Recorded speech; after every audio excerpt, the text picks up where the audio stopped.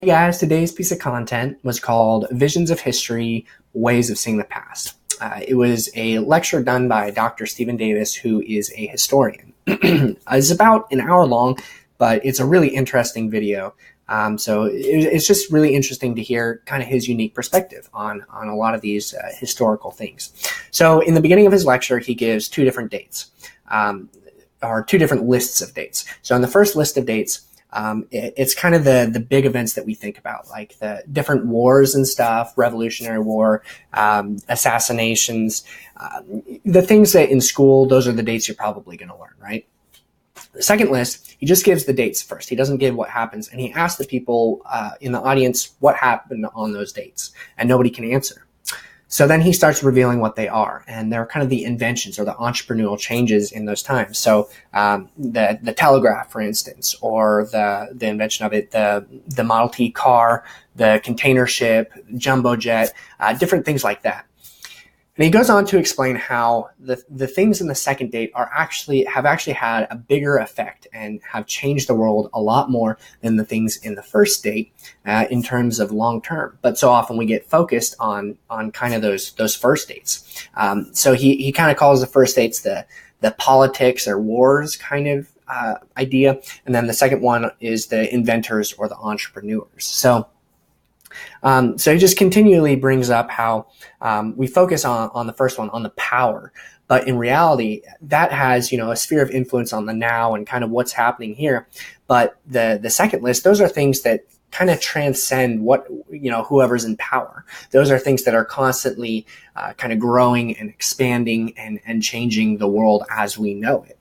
So much in terms of communication, whether like through the telegraph, kind of connecting us geographically in terms of transportation, socially.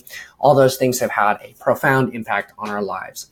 So I really agree with a lot of what he's saying as far as that goes, as far as how those dates are really a lot more important than some of the other ones that we focus on, that while they have some significance, they haven't changed the world as we know it as much as the ones on the second date. However, one thing that caught my attention is he talks about how in the first date those things kind of sometimes people point to how, things are getting worse and stuff because of these things. But in the second date, you realize that, things are actually always getting better. Things are always improving is how I think he phrases it at one point. But the problem that I have with this is it seems like he focuses a lot on things or circumstances and comfort to show that things are getting better. So for instance, because now we have cars and such, now we're able to be transported around so much easier and have more freedom in that kind of a greater degree of self-determination. But the problem that I have with this saying that this has made things better is I look at people who kind of have it all, right? They have all the wealth, they have all the popularity, they have all these things that are only possible because of, the inventions that have happened.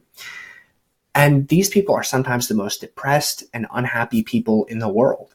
And then you look at, some starving village in Africa, and those people can sometimes be the most joyful people in the world. We don't see it like that because we think, they're in these horrible circumstances, but they don't even know. They are living a joyful life because that's what they know. And we might say, that's just because they don't know of, all the possibilities there are in life. But the thing I would say to this is, why does it matter? Why does it matter if they know or they don't know? If they're living a joyful life and they don't need all those comforts, then why does it matter that they have all of those other things? So in his talk, he talks about how things are getting better and stuff. But I would say, what measure are we using to say getting better? While yes, I agree that science and technology are constantly improving, constantly kind of getting better. But in terms of personal lives, I wouldn't necessarily make that distinction just off of the facts of what he said. It seems like life in general, while these technology things are improving, personally, it hasn't had as big of an impact as he's saying that it has.